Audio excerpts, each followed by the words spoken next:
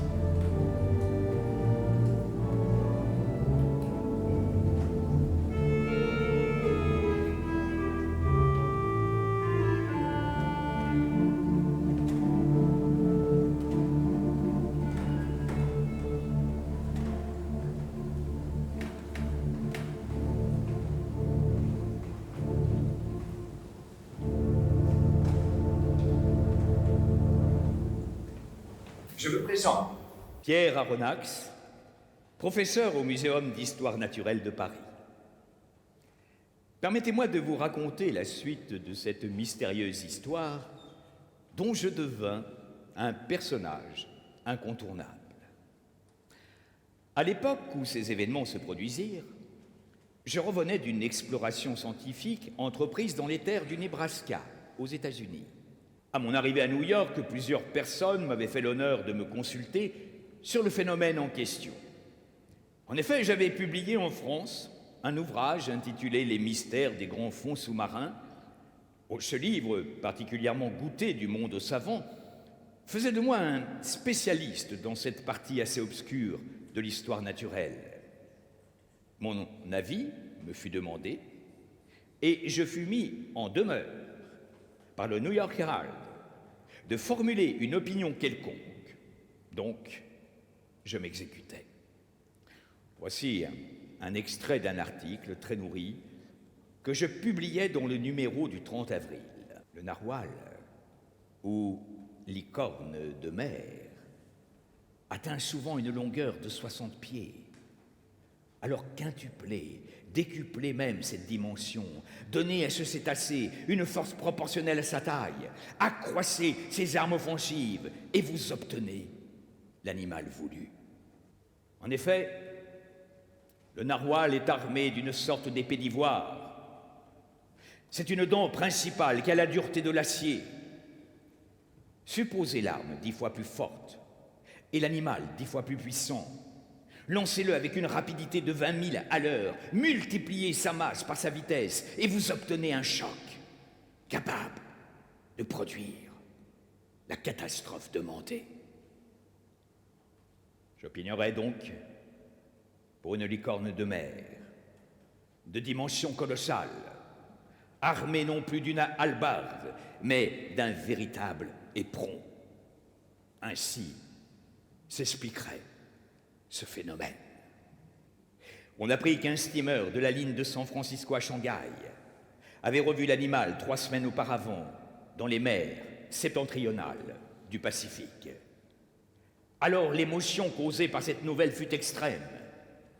On n'accorda pas 24 heures de répit au commandant Farragut. Ses vivres étaient embarqués, ses soutes regorgeaient de charbon. Pas un homme ne manquait à son rôle d'équipage. Il n'avait qu'à allumer ses fourneaux, à chauffer, à démarrer. 3 heures avant que l'Abraham Lincoln ne quittât le port de Brooklyn, je reçus une lettre.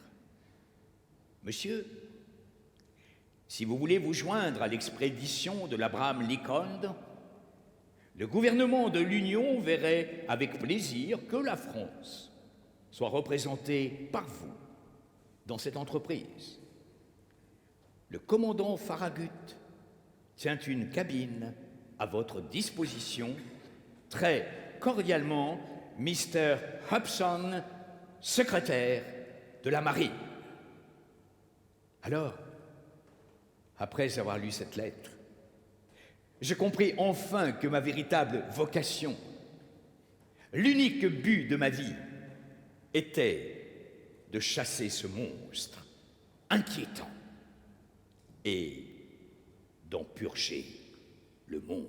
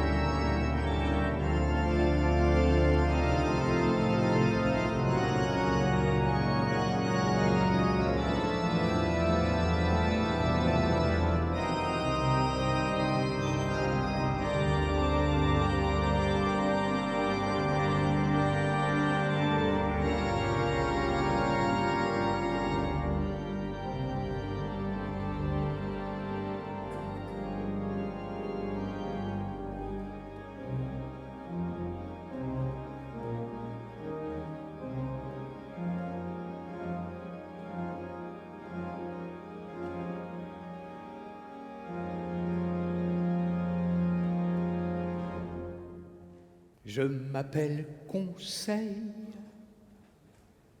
Papam, papam, papam. Je suis le serviteur de monsieur le professeur. On me dit discret, mais aussi avec un brin d'humour. J'aime bien ça. Parce que, figurez-vous que j'accompagne monsieur le professeur dans tous ses voyages. La seule chose, je ne donne jamais de conseils, en dépit de mon nom. Alors ma première fonction auprès de monsieur le professeur, eh bien c'est tout simplement d'écrire des fiches signalétiques sur toutes ces découvertes et de les présenter à différents savants qui nous rendent visite au petit jardin botanique à Paris. Ma deuxième fonction, c'est d'assurer l'intendance de monsieur pour qu'il ne se consacre qu'à ses voyages. Également, toujours prêt pour boucler les valises. Tenez, cet après-midi, c'est ce qui s'est passé. Figurez-vous que j'ai été prévenu par le professeur du démarrage de l'expédition il y a seulement 3 heures. Et il m'a demandé si je voulais bien le servir. Alors donc, me voilà, ici même, et le professeur m'a dit, tout simplement, en tant qu'auteur du livre sur le mystère des grands fonds sous-marins, le gouvernement américain m'a proposé d'accompagner le commandant Farragut pour la grande mission, pour aller purger l'océan de ce monstre. Alors donc, mesdames et messieurs, vous allez assister au départ de l'Abraham Lincoln. Le commandant Farragut vient à l'instant de faire céder tous les amarres. Et l'Abraham Lincoln avance majestueusement, entouré d'une centaine de ferryboats, plein de spectateurs qui ouvrent le cortège. Les quais de Brooklyn sont pleins de monde. Des hurrahs sortent de 500 000 poitrines et des milliers de mouchoirs s'agitent au passage de l'Abraham Lincoln. Alors le commandant Farragut, devant cette foule en liesse, devant ce tintamarre de cornes de brume, décide de faire hisser au pavillon de l'Abraham Lincoln les couleurs américaines avec les 39 États. Puis, quand on est arrivé là, où il y a 2 phares qui signalent l'entrée du port de New York, le cortège vient de s'arrêter. Nous sommes seuls. Le commandant Farragut est un petit peu trop loin de moi. Oui, parce que je voudrais vous donner l'ambiance qui règne sur la passerelle de l'état-major. Permettez-moi de prendre mes jumelles, je vais essayer de voir un peu si je le vois un petit peu mieux. Voilà. Ah oui, ça y est. Oui, ça y est, je l'ai parfaitement dans ma vision. Il est accompagné du professeur et il y a aussi tout son état-major qui est sur la passerelle. Ouh là là là là, oui. Ah, le commandant paraît svelte, déterminé. Il a un regard en direction de l'horizon. Il me paraît un très très très bon marin, ça sans aucun doute, digne de pouvoir diriger une telle expédition. Alors, je regarde encore un petit peu mieux, et je vois aussi dans son regard cette conviction, parce que oui, pour lui, il n'y a pas de doute, le monstre existe. Il a été choisi pour aller le tuer. Donc, il y va. Soit le narwhal tuera le commandant Farragut, soit le commandant Farragut tuera le narwhal, il n'y a pas d'autre solution. Et alors, les officiers? Alors, les officiers qui sont autour du commandant paraissent avoir la même détermination. Tout le monde est bien sûr sous ses ordres. Le large, devant nous, s'ouvre. L'Abraham Lincoln, avec son étrave, fond les vagues de l'océan. Allez, en route pour chasser le monstre. Donc, en avant!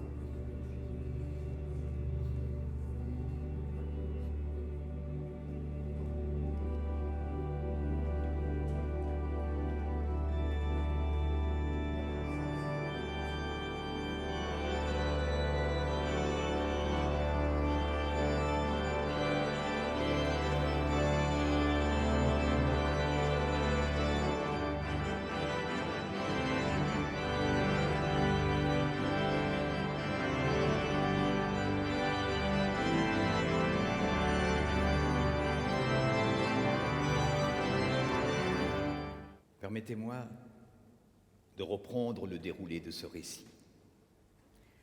Voyez-vous, il nous fallut 3 mois pour retrouver enfin les traces de l'énorme cétacé. Le meilleur harponneur de baleines était de l'aventure, mais il ne parvint pas à harponner le monstre. Lorsqu'enfin nous fûmes face à lui, et ce fut lui, le monstre, qui fit couler comme un feu de paille notre vaisseau, l'Abraham Lincoln. En une nuit, nous avions échoué et tout perdu, une nuit qui me semblait une éternité.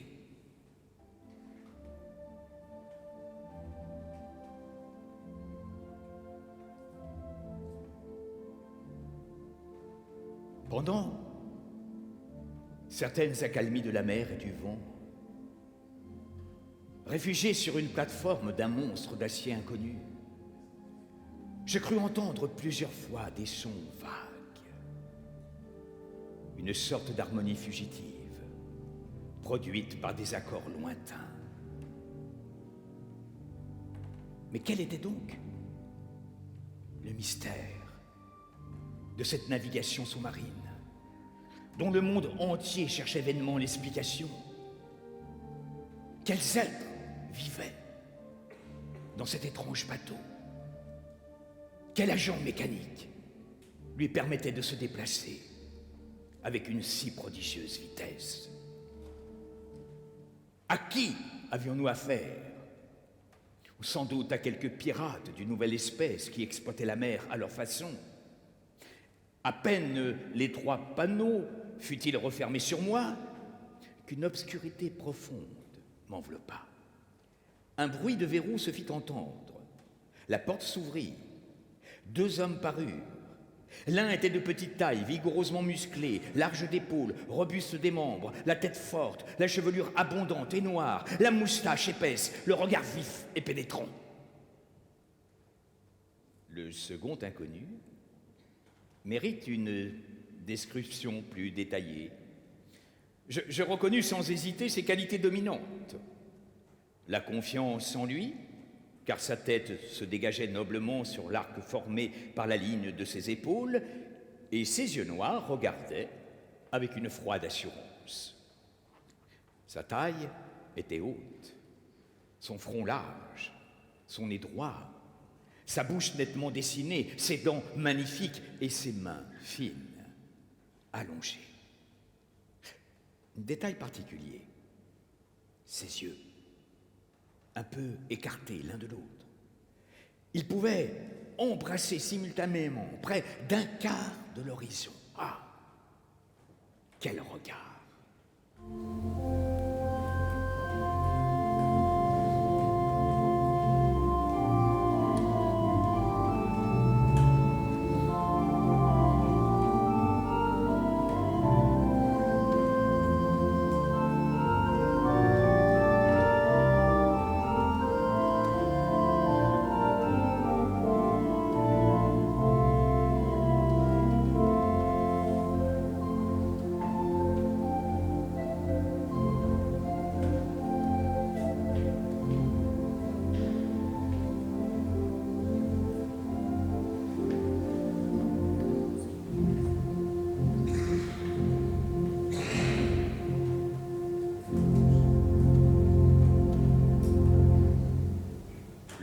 grand des deux hommes s'adressa à nous. Messieurs, je parle le français, l'anglais, l'allemand, le latin. J'aurais donc pu vous répondre dès notre première entrevue, mais je voulais vous connaître d'abord, réfléchir ensuite. Par votre récit, je sais maintenant que le hasard a mis en ma présence monsieur Pierre Aronnax, professeur d'histoire naturelle au Muséum de Paris, chargé d'une mission scientifique à l'étranger. Conseil son domestique et Ned Land, d'origine canadienne, harponneur à bord de la frégate l'Abraham Lincoln de la Marine nationale des États-Unis d'Amérique. Est-ce involontairement que vos boulets ont rebondi sur la coque de mon navire? Est-ce involontairement que maître Ned Land m'a frappé de son harpon? Mais monsieur, cher monsieur, vous ignorez sans doute les discussions qui ont lieu à votre sujet en Amérique et en Europe. Vous ne savez pas que divers accidents provoqués par le choc de votre appareil sous-marin ont ému l'opinion publique dans les deux continents. Mais sachez qu'en vous poursuivant jusque sur les hautes mers du Pacifique, l'Abraham Lincoln croyait chasser quelques puissants monstres marins dont il fallait à tout prix délivrer l'océan. Monsieur Aronnax, oseriez-vous affirmer que votre frégate n'aurait pas poursuivi et canonné un bateau sous-marin aussi bien qu'un monstre? Vous n'avez pas tout vu. Laissez-moi donc vous dire, monsieur le professeur, que vous ne regretterez pas le temps passé à mon bord. Vous allez voyager dans le pays des merveilles.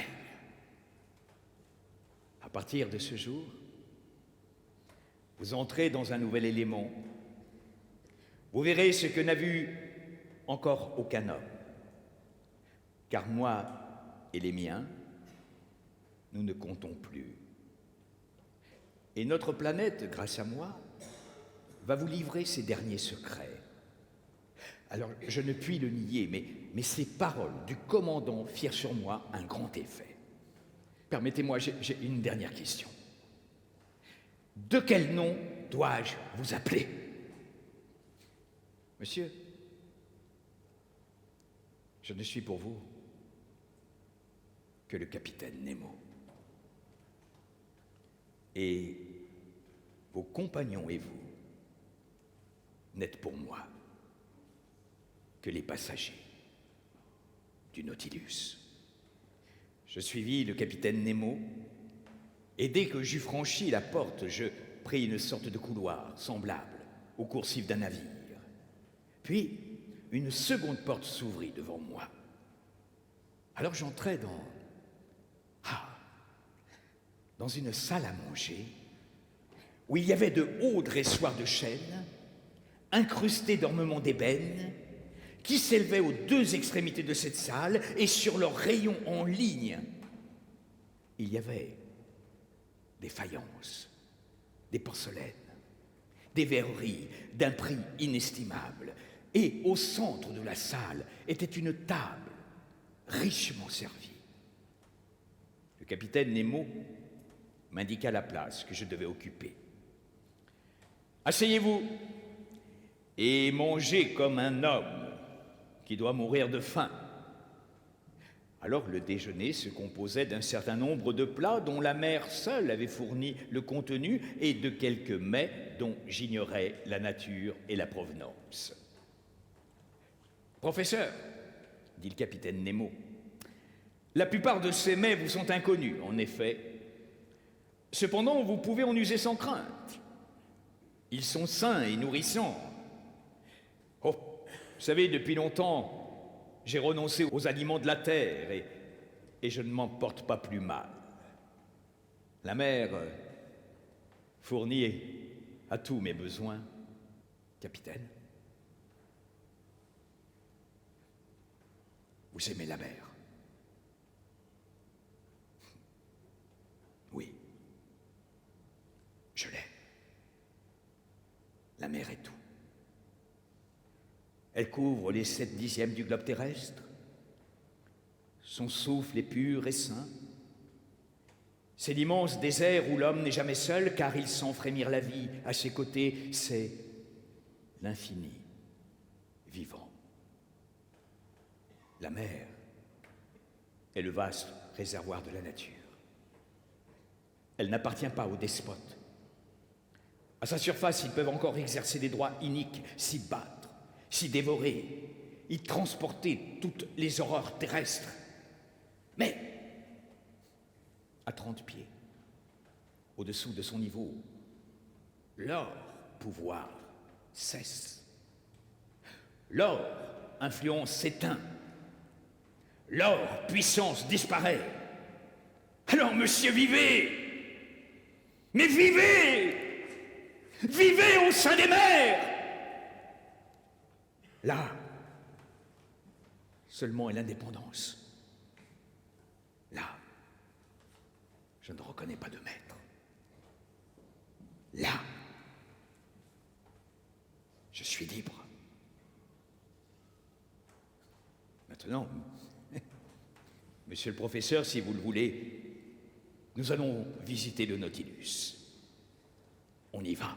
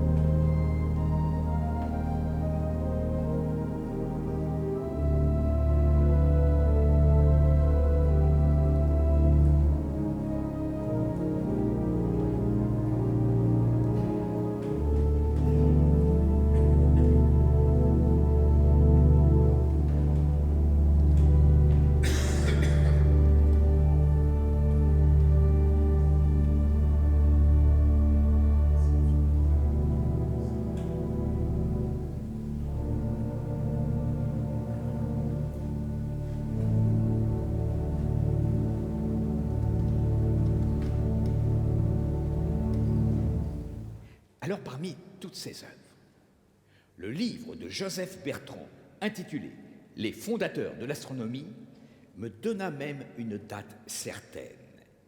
Et comme je savais qu'il avait paru dans le courant de 1865, voilà, je pus enfin conclure que l'installation du Nautilus ne remontait pas à une époque postérieure.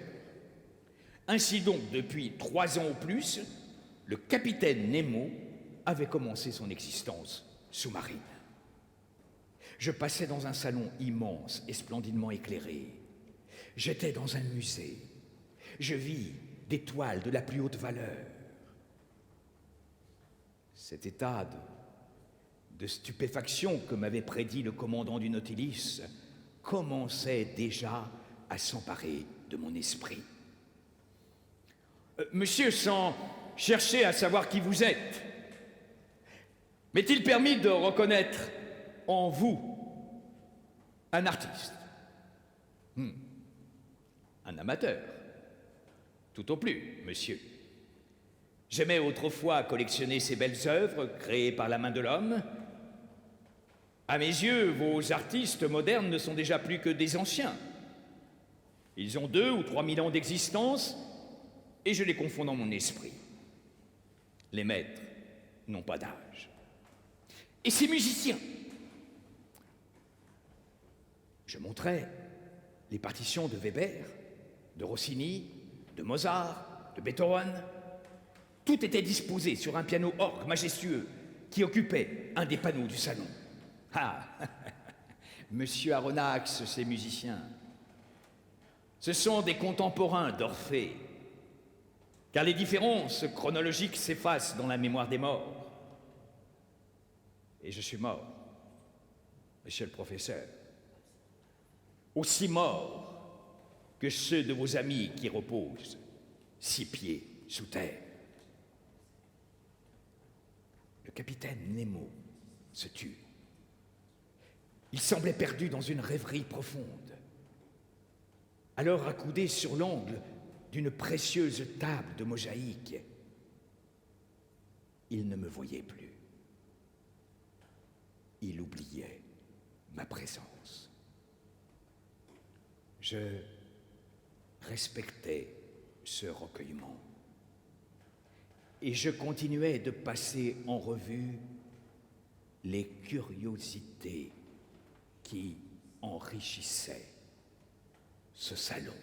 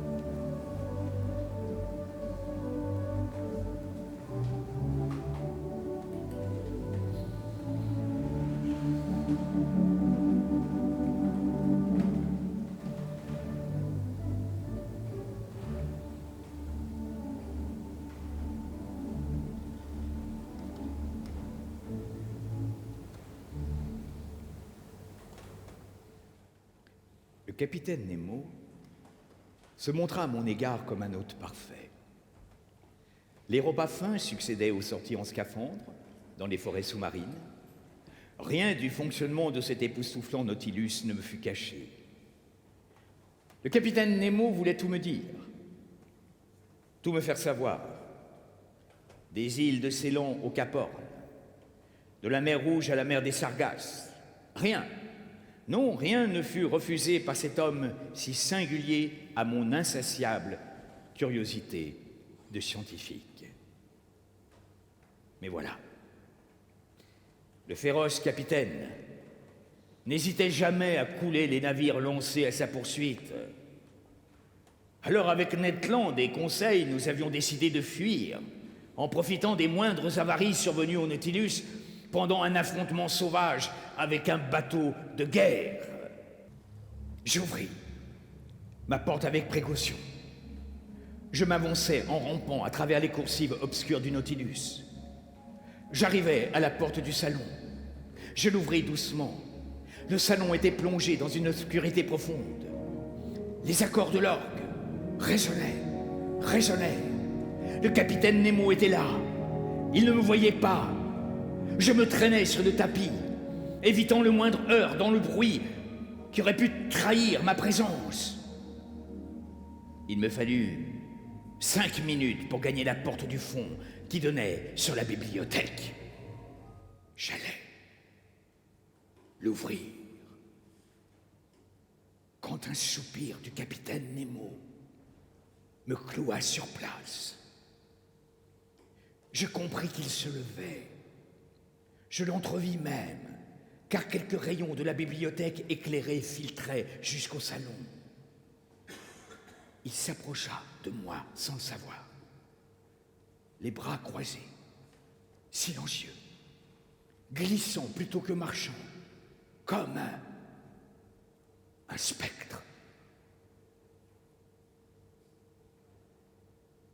Sa poitrine, oppressée, se gonflait de sanglots, et j'entendis murmurer ces paroles. Dieu Tout-Puissant, assez, assez. Des voix se répondaient avec vivacité. Mais qui avait-il s'était-on aperçu de notre fuite?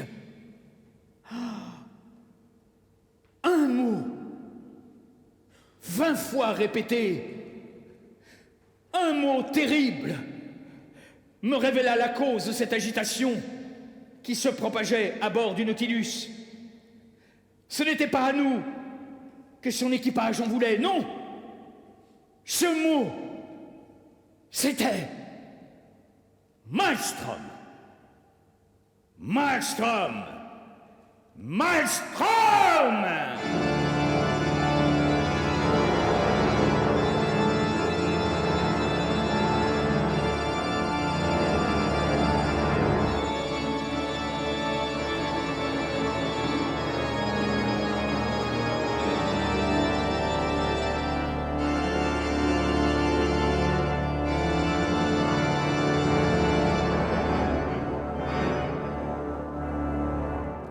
Le Maelstrom. Étions-nous emportés par ce courant tourbillonnant qui se trouve aux abords de la côte de Norvège? Il a un pouvoir d'action d'une quinzaine de kilomètres. Il engloutit tout. Il anéantit les bateaux, les hommes, les femmes, les baleines et même les ours blancs des régions boréales.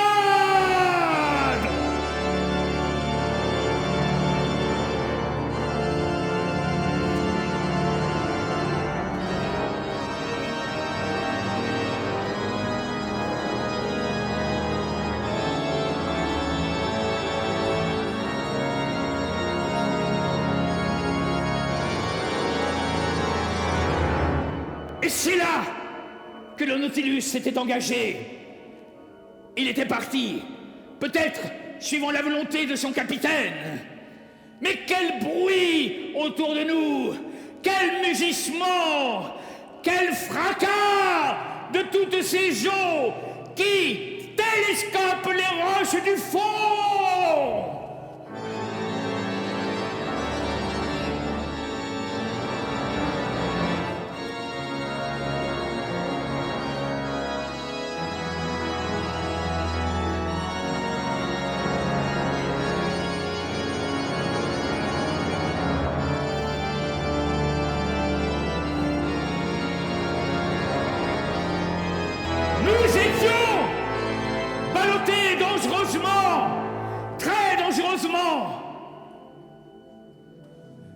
Le Nautilus se comportait comme un être humain.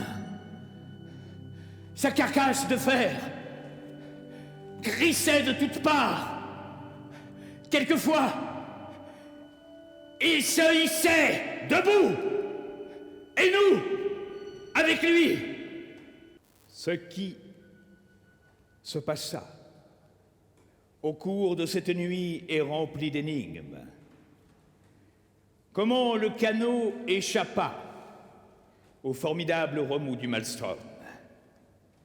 Comment Ned Land, le harponneur, Conseil, le domestique, et le professeur sortirent du gouffre? Nous ne saurons le dire.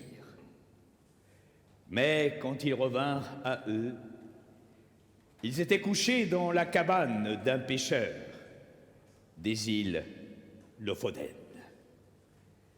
Devant attendre le passage du bateau à vapeur qui fait le service mensuel du Cap Nord jusqu'à des villes plus au sud, au milieu de ces braves gens qui les ont recueillis, le professeur a écrit la fin de ses aventures. Le professeur Aronnax, dans son dernier paragraphe, relate ce voyage en s'exprimant de cette façon. Je le cite. « Ce que je puis affirmer maintenant, c'est mon droit de parler de ces mers sous lesquelles, en moins de 10 mois, j'ai franchi 20 000 lieues, de ce tour du monde sous-marin qui m'a révélé tant de merveilles à travers le Pacifique, l'océan Indien, la mer Rouge, la Méditerranée, l'Atlantique et même les mers australes et boréales. Mais qu'est devenu le Nautilus? A-t-il résisté aux étreintes du Maelstrom? Le capitaine Nemo vit-il encore? Mais poursuit-il sous l'océan ses effrayantes représailles? Ou s'est-il arrêté devant cette dernière hécatombe? Les flots apporteront-ils un jour ce manuscrit qui renferme toute l'histoire de sa vie? Saurai-je enfin le nom de cet homme? Je l'espère.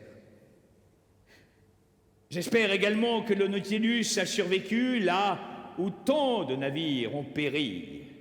Et s'il en est ainsi, si le capitaine Nemo habite toujours cet océan, sa patrie d'adoption, puisse la haine s'apaiser dans ce cœur farouche, signé Pierre Aronnax. Pendant cette histoire qui vous a été racontée, j'ai été le crieur public qui vous a informé de l'évolution des faits marquants de ce récit. Comme je vous avais accueilli, c'est bien sûr à moi de faire la conclusion, et donc à mon tour d'utiliser une plume, comme celle du professeur Aronnax dans le Nautilus. Plume qui m'a permis, en guise d'épilogue, d'écrire aussi quelques mots pour le capitaine Nemo. Cher capitaine, pendant cette histoire, vous avez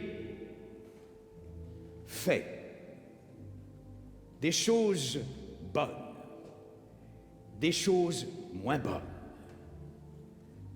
Alors que la contemplation de tant de merveilles éteigne en vous l'esprit de vengeance. Capitaine, que le justicier s'efface, que le savant que vous êtes continue la paisible exploration des mers.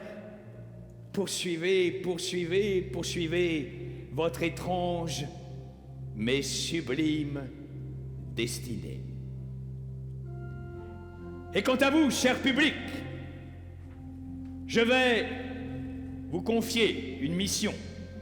Vous tous qui êtes venus pour découvrir cette histoire fantastique, magnifique, surprenante, 20 000 lieues sous les mers de Jules Verne. Alors, quand vous sortirez d'ici, à la question posée par l'Ecclésiaste il y a 6 000 ans, qui n'a jamais pu sonder les profondeurs de l'abîme? Vous pourrez répondre. 2 hommes parmi les hommes l'ont fait. Le capitaine Nemo et celui qui fut l'orateur de ce soir, le professeur Aronnax du Muséum de Paris.